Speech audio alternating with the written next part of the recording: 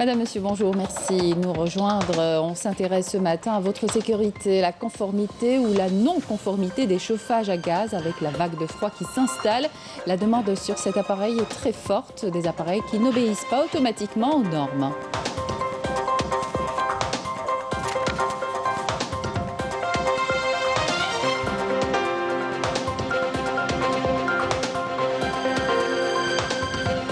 En Algérie, malgré les efforts dans la prise en charge des enfants autistes, beaucoup reste à faire. L'établissement hospitalier spécialisé de Cheraga tente de pallier ce manque pour une meilleure prise en charge des patients.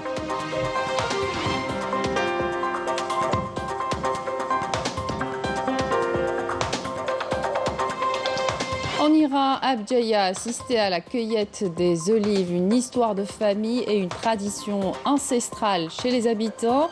Et puis El Belboucha à l'honneur dans cette édition, une variété de couscous à grains épais à découvrir dans ce journal. Bienvenue à tous. Le ministre des Affaires étrangères, Sabri Boukhadoum, entame aujourd'hui une visite de travail de 2 jours en Afrique du Sud. C'est ce qu'a indiqué un communiqué du ministère des Affaires étrangères. Durant cette visite, Boukhadoum aura des rencontres avec son homologue sud-africain, Naledi Pandor, et sera reçu en audience par les hautes autorités de ce pays ami en vue de procéder à une évaluation approfondie de la coopération bilatérale dans les domaines politiques, économiques, commercial et culturel. Cette visite est en outre l'occasion pour un échange de vues et d'analyses dans le cadre de la tradition de concertation entre les deux pays sur les différentes questions liées à la paix et à la sécurité en Afrique et dans le monde, de même qu'elle permettra de renforcer la coordination sur les questions importantes liées aux thématiques politiques et sécuritaires au sein des organisations régionales et internationales. Signature ce matin d'un mémorandum d'entente entre l'Algérie et l'Arabie Saoudite par visioconférence à laquelle a assisté côté algérien le ministre de l'Habitat Kamel Nasri et du côté saoudien son homologue Majed Ben Abdallah Ben Hamed El Haqil. Ce mémorandum vise à établir des coopérations dans le secteur de l'habitat ainsi qu'un échange de vues et d'expériences.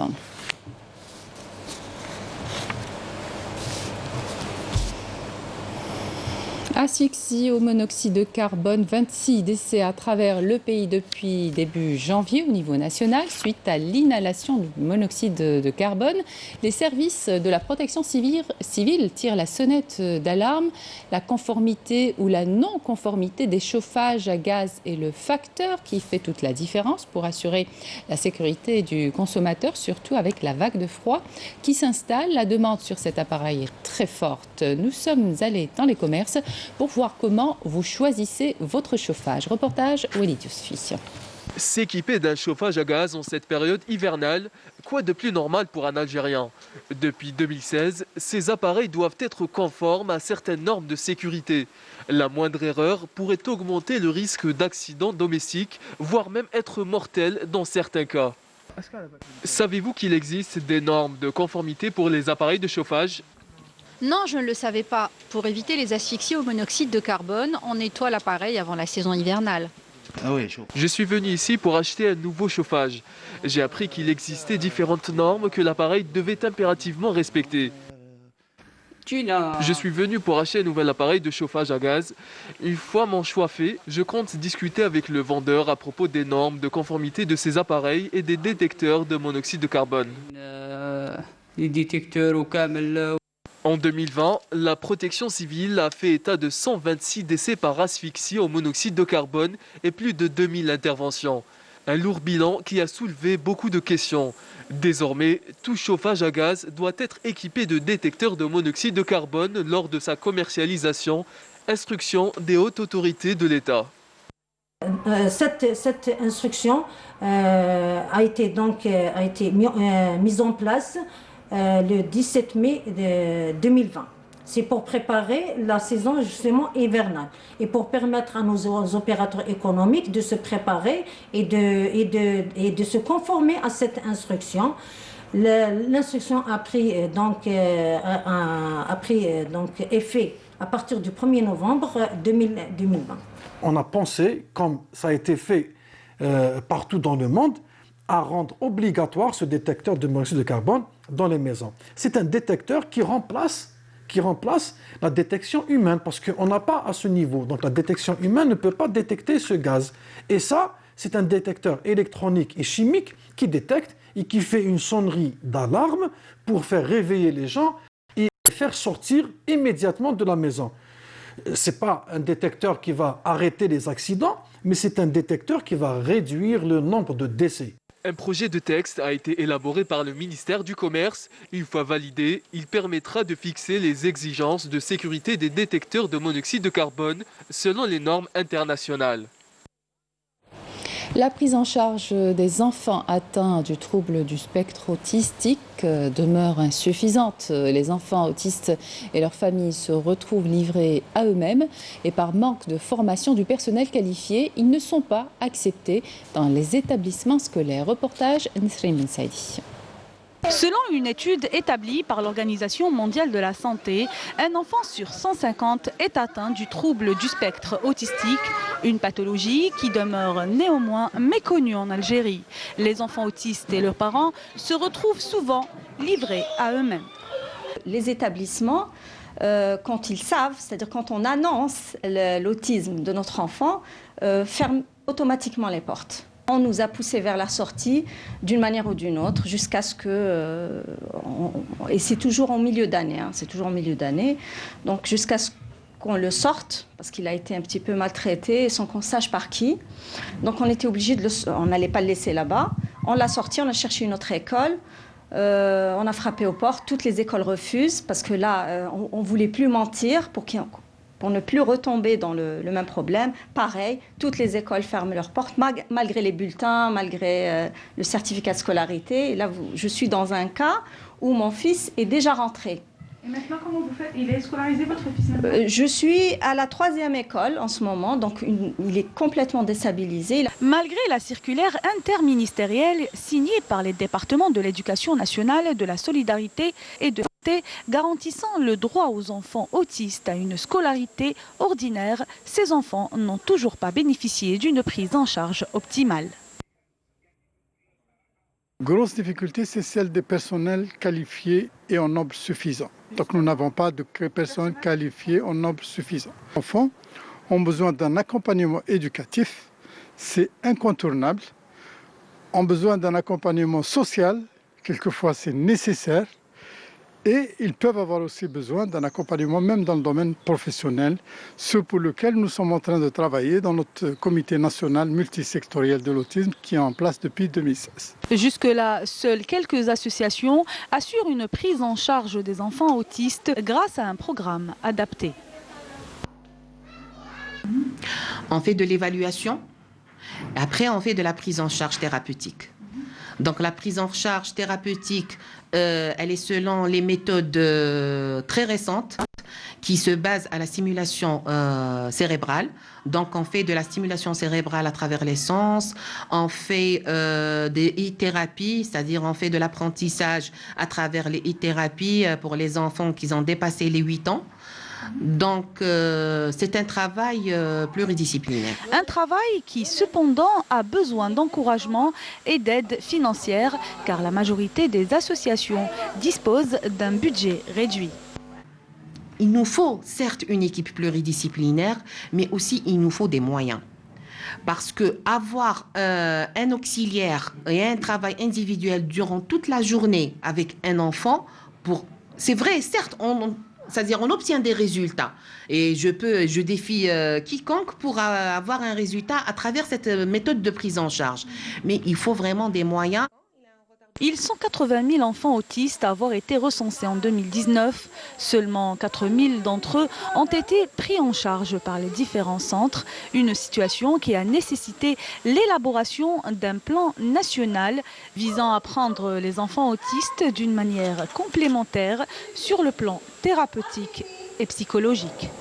Et justement, les structures dédiées aux personnes atteintes d'autisme ne sont pas légion, ce qui rend difficile leur prise en charge et plonge dans le désarroi les parents dont les enfants souffrent de ce trouble qui n'est pas évident à diagnostiquer. Face à cette situation, l'établissement hospitalier spécialisé Mahfoud Boussebsi de Chiraga tente à travers plusieurs projets comme celui de la peinture thérapie ou la création d'une unité de diagnostic et d'évaluation de l'autisme de pallier ce manque pour une meilleure prise en charge des patients. Reportage Bouchra Bali.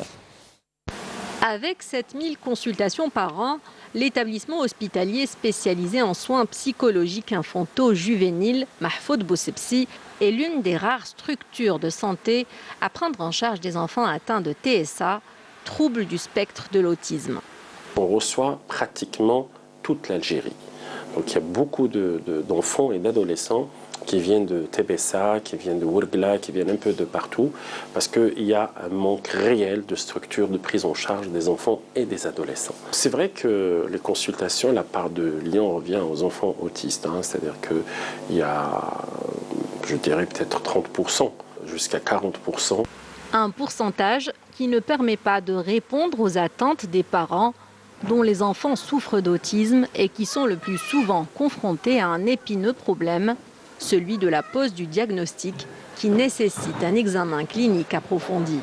On a besoin par contre des bilans psychométriques, des bilans psychologiques, des bilans psychomotriciens, beaucoup de bilans, et ça nous manque. C'est justement pour pallier ce manque que l'EHS Mahfoud Boussebsi compte se doter d'une unité de diagnostic et d'évaluation de l'autisme. On fait des diagnostics, il n'y a aucun souci. Là, on va créer l'unité d'évaluation, donc on va encore standardiser, c'est-à-dire le diagnostic qui sera standardisé aux normes internationales. Ce qui devrait éviter le diagnostic tardif de la maladie qui entrave indubitablement sa prise en charge, déjà très compliquée par la réalité du terrain. Vous savez, un enfant autiste nécessite en moyenne 44 heures de stimulation par semaine. Il n'y a pas de centres qui peuvent offrir une prise en charge pareille. Nous-mêmes, on ne la fait pas. On ne peut pas, on hospitalise 2 fois par semaine, et encore, c'est un hôpital du jour. C'est pourquoi ce professeur en pédopsychiatrie considère les parents comme des co-thérapeutes incontournables auxquels il faut offrir une guidance psychopédagogique. On forme les parents à c'est quoi l'autisme, comment travailler avec l'enfant. Mon projet, notre projet, mon souhait, c'est de lancer beaucoup de formations envers les parents, d'ouvrir le maximum de structures de prise en charge d'enfants autistes et de donner une chance à tous les enfants autistes. Et pour leur donner une chance, l'unité des urgences du jour pour les adolescents, la première en Algérie, viendra renforcer ce service de pédopsychiatrie. On veut que cette unité des adolescents soit complémentaire. C'est-à-dire quand on peut gérer les troubles du comportement des autistes, on peut le faire à notre niveau. Donc c'est un travail de kit, c'est un travail d'équipe qui permettra de soulager autant qu'on peut tous les enfants, autistes ou non autistes. À cet effet, le service est en plein chantier. Le but, c'est de réaménager ce service à des normes internationales. Parce que vous savez, par rapport aux enfants autistes, donc il y a une conception de chantier qui est particulière par rapport au bruit, par rapport à la résonance, Donc là, le service est conçu de telle manière à ce que la prise en charge soit optimale. Une prise en charge optimale nécessite surtout une équipe pluridisciplinaire composée de pédopsychiatres, de psychologues, de psychomotriciens, d'orthophonistes et d'éducateurs. Une équipe à laquelle une artiste peintre s'est jointe, convaincue des bienfaits de la peinture-thérapie. Pour moi, ça a été une évidence. J'ai commencé avec les enfants en service d'oncologie. Et je pense que c'est ma peinture qui m'a menée vers les autistes. Pourquoi? Parce que je suis convaincue que l'autiste, c'est le professeur qui parle mieux des autistes, mais moi, de ce que je sais, c'est que l'autiste vit dans un monde, dans son propre monde. Et que l'autiste est une richesse d'émotions fabuleuses. Beaucoup plus que vous et moi. Être d'exception. Voilà. Et c'est ce que ma peinture dit. J'ai la sensation que ma peinture parle de toute richesse émotionnelle. Traduire cette richesse émotionnelle enfants autistes n'arrivent pas à exprimer et le grand défi que s'est lancé cet artiste peintre en collaboration avec le chef de service de pédopsychiatrie de l'EHS, Mahfoud Boussebsi de Chiraga. La situation épidémiologique à présent, 201 nouveaux cas confirmés de coronavirus, 201 guérisons et 4 décès ont été annoncés hier par les autorités. Un bilan rendu public hier par le porte-parole du comité scientifique de suivi de l'évolution du coronavirus, Dr Jamel Fourar. Écoutez. Avec la déclaration de 231 nouveaux cas, l'incidence au cours des 24 dernières heures reste toujours inférieure à 1 cas pour 100 000 habitants, sachant que 28 wilayas n'ont pas déclaré de cas durant les 24 dernières heures, 12 wilayas ont déclaré entre 1 et 9 cas, et 8 wilayas ont déclaré 10 cas et plus. Pour ce qui est des décès, nous avons enregistré au cours des 24 dernières heures 4 nouveaux décès, rahimahullah. Pour ce qui est des nouvelles hospitalisations au cours des 24 dernières heures, leur nombre est de 308 nouveaux patients. Les patients guéris à ce jour, leur nombre est de 69 212 patients guéris, dont 201 au cours des 24 dernières heures. Pour ce qui est de la réanimation, nous avons actuellement, au niveau de nos hôpitaux, au niveau national, aujourd'hui, 29 patients hospitalisés en soins intensifs. Et pour terminer, nous réitérons toujours le même message pour notre population. Restez très vigilants durant cette période. Respectez les mesures de prévention, notamment l'hygiène des mains, la distanciation sociale et surtout, le port de masque obligatoire en tout lieu et en toutes circonstances. Merci de votre attention. Direction Bdjaïa, présent là-bas, la cueillette des olives est une histoire de famille et une tradition ancestrale. Fria El Hamdi nous fait découvrir dans ce reportage le processus d'extraction d'huile d'olive. Regardez. Au piémont des monts d'Eiterzin, dans la wilaya de Béjaïa, les familles poursuivent la cueillette des olives. Dans cette région à vocation traditionnellement oléicole, les intrus doivent faire montre de beaucoup d'applications pour comprendre le processus de production de la précieuse huile d'olive, depuis la cueillette jusqu'à l'extraction. Grands et petits hommes et femmes s'y mettent au travail, une tradition ancestrale qui se transmet de génération en génération. Quand la période de la cueillette arrive, c'est toute la famille qui se mobilise pour aller ramasser ce fruit sacré.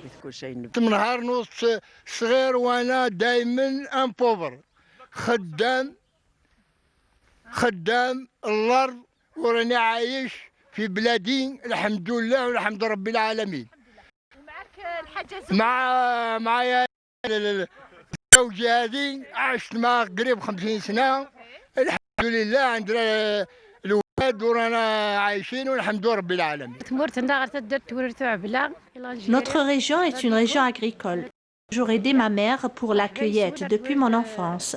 Mon père était en France, mes frères étaient jeunes, donc il fallait l'aider. La cueillette d'olives est une tradition ancestrale. À cet effet, M. Bouzid Jahid, exploitant une huilerie moderne, que beaucoup de familles et propriétaires de vergers oléicoles penchent pour les huileries modernes, le fait d'être 3 à 4 fois plus rapide que les traditionnelles. Le village Eiterzin, حنا في عبلة عندنا une huilerie moderne, une grande huilerie معصرة كبيرة تخدم 30 قنطار في الساعة. والدشره تاع الشهداء عندنا لونفيرون 101 شهيد 101 شاهد، وعندنا ميم لي فام، عندنا واقيلا 5 فام خدموا في الاخر في الجبل. والدشره تاع الفلاحه، الزيتون، الخروب، نجمعوا الخروب، نجمعوا الاخر الكرموس الهندي ولا كيفاش تقولوا له، والناس كاع عايشين فيه سلام. المليحه لازم تكون مره، باسكو الزيت كاين ليكسترا فيرج، كاين فيرج، كاين لا كورونت، كاين لا نون بونت. ليكسترا فيرج تجي مره موان 0.8 داسي، في 0.8 حتى ل 2 تجيك لا فيرج، من 2 حتى ل 3 تجيك لا كورونت، والاخر كاع لا نون بونت ما يصلحش الماكله. Même si les appréciations des huileries divergent, il demeure toujours unanimement reconnu que présente un béni. Le fruit fournit une huile qui sert à la fois à l'alimentation et à la médication, à condition d'être extraite conformément aux critères requis. Découvrir aussi Tezek, maison traditionnelle berbère, un véritable patrimoine que la population de la région tente de préserver malgré l'avancée du béton. Bouchaboli.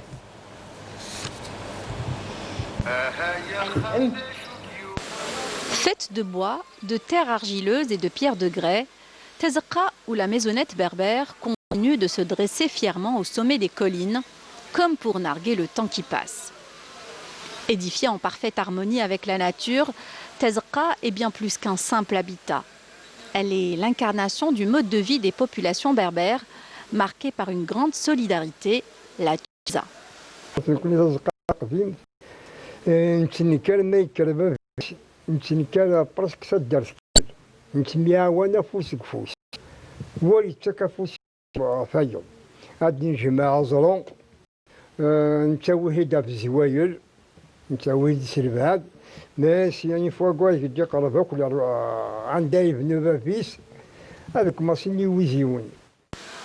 De plus en plus menacées par l'avancée du béton, les maisonnettes traditionnelles qui renferment de véritables trésors patrimoniaux continuent de résister à l'épreuve du temps.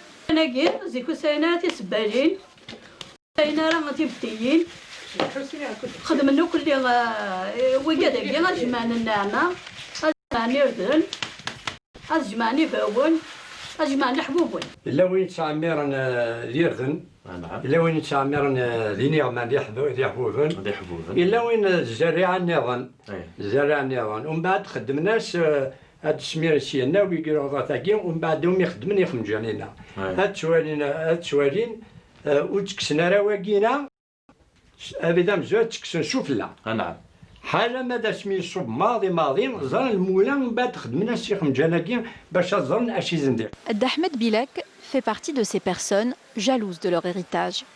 Il tente à travers son art de le préserver précieux et transmettre aux générations futures ce message. كان ميساج الزرن باللي اكيد كرن اكيد تنزيك لقيت على صندوق تسيف اكوفي هذا مشي نخدم زيت ويا غاديم ناش نزها الشان سوا. Bien que rudimentaire, Tezekka traduit le génie architectural des populations qui ont lié pragmatisme et esthétisme.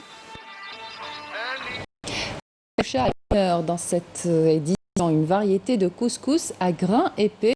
Comme aller à la rencontre de Yasmina qui nous fait découvrir la recette de ce plat cérémonial, mais pas que, elle nous dispense un cours en botanique dans son jardin de cueillir quelques herbes aromatiques indispensables pour la préparation. Yannick Aït Belkacem nous a déniché le secret de cette recette qui dit facile à faire d'ailleurs. Regardez. Bonjour Yannick. Ça va, vous allez bien? Nous avons été conviés à Darjeddi par chef Yasmina, férue de cuisine du terroir, pour préparer ensemble un bon couscous rapide et succulent. Il y a des plantes, il y a des arbres. Mais avant, Yasmina nous fait un petit tour dans son jardin et un cours d'histoire s'impose sur la particularité de certains de ces plantes aromatiques. Et rien de mieux que des produits frais pour agrémenter un plat du terroir algérien. Célébration de Yanaïr, symbole phare de notre identité. Coriandre du jardin. Mais surtout, on va prendre ces petits piments qui arrachent le palais, mais qui sont très bons dans notre petit couscous. Et c'est la berboucha mise à l'honneur. Ça dépend des régions. À Sétif, on l'appelle berboucha mghlia. Berboucha mghlia, oui. À Mila, Constantine, c'est Naama mghlia. Et certaines régions, on l'appelle el mghli. Parce que mghli, en fait, on va découvrir le mghli.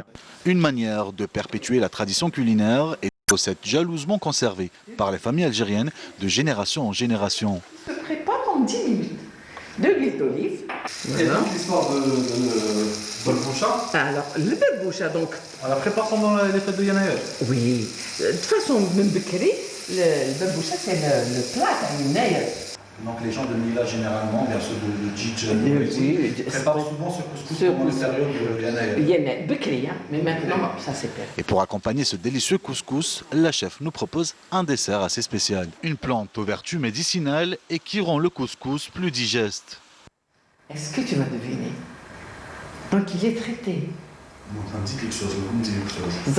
À présent, il ne nous reste plus qu'à goûter ce couscous belboucha avec le petit lait aromatisé. Voilà notre couscous. Le metred. On y va. Les cuillères sont là. Et bien voilà. Il est bon.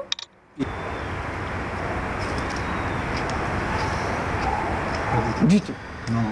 Et le plat est bon. Le couscous a absorbé juste ce qu'il lui faut comme sauce. Juste ce qu'il faut, donc... Très bon, donc c'est une super recette pour Yanaï. Pour Yanaï, rapide. Et puis c'est un couscous qu'il faut refaire vivre. Parce qu'une femme qui rentre à 19h à la maison...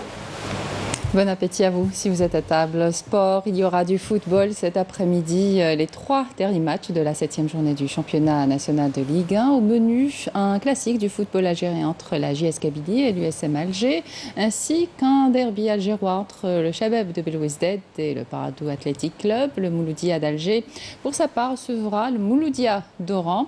Ces 3 matchs ont été reportés jusqu'à aujourd'hui en raison de la participation de la JSK, du MCA et du CRB en compétition africaine, et vous pourrez suivre l'affiche de la journée entre la JS Kabylie et l'USM Alger en direct sur Canal Algérie à partir de 14h30.